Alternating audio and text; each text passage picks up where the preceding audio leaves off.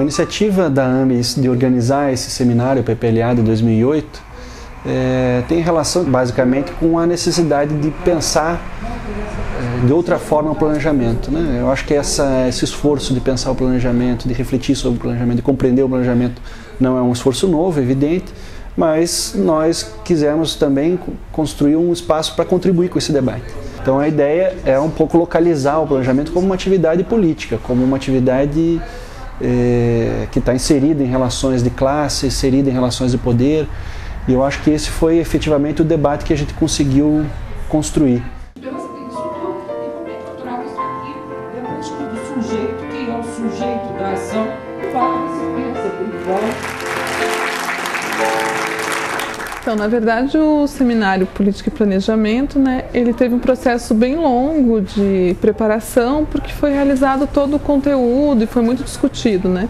E um processo de discussão que não se teve só a AMBS. A gente se remeteu aos nossos parceiros, né, que ajudaram a gente a construir esse evento.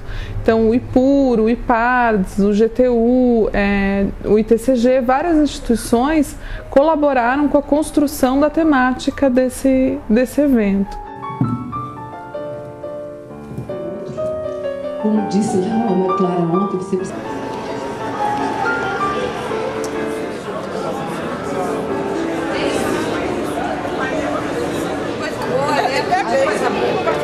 Os seminários são essenciais.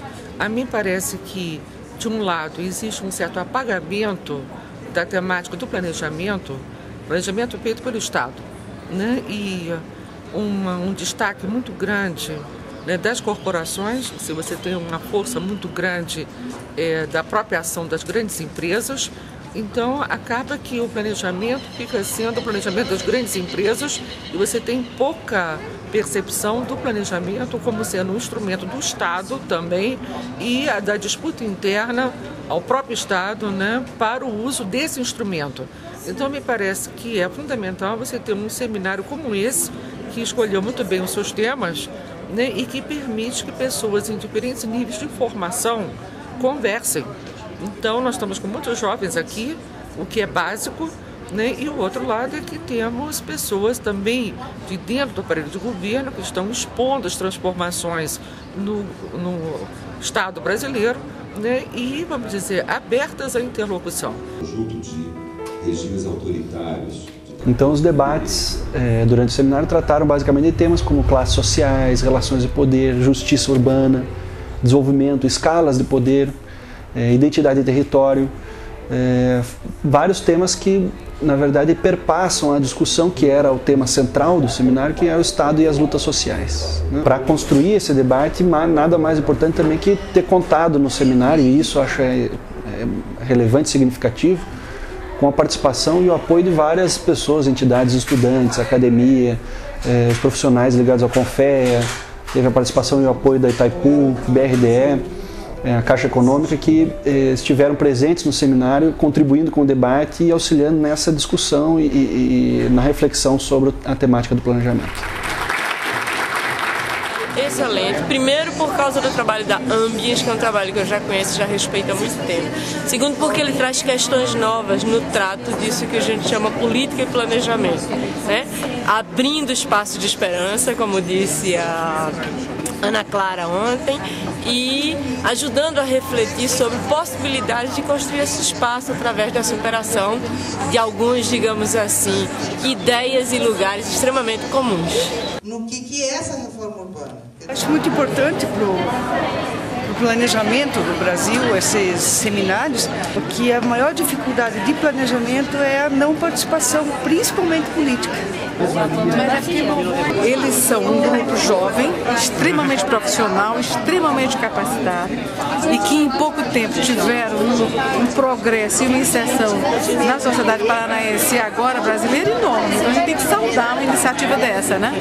Esse seminário, Política e Planejamento, ele só vem fazer com que atores, né, da sociedade civil e gestores públicos, né, tenha de fato a formação adequada para um planejamento adequado e que venha de fato, né, integrar os seres humanos para uma sociedade sustentável.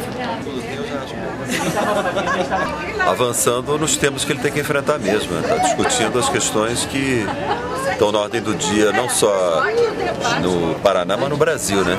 E com um enfoque bem amplo de abordagens que são complementares entre si. Então acho que é muito positivo a agenda de questões que está sendo colocada.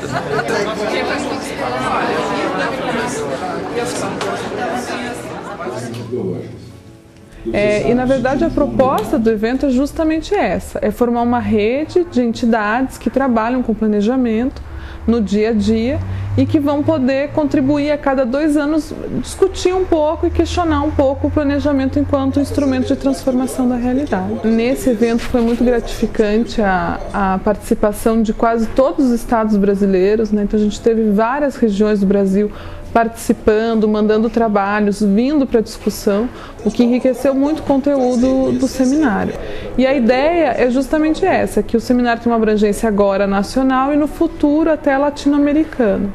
Que nós mencionamos inicialmente, que são os quilombolas, os povos indígenas, os quebradeiros de coco-babaçu, os seringueiros, castanheiros, ribeirinhos e peconheiros, piaçabeiros, né?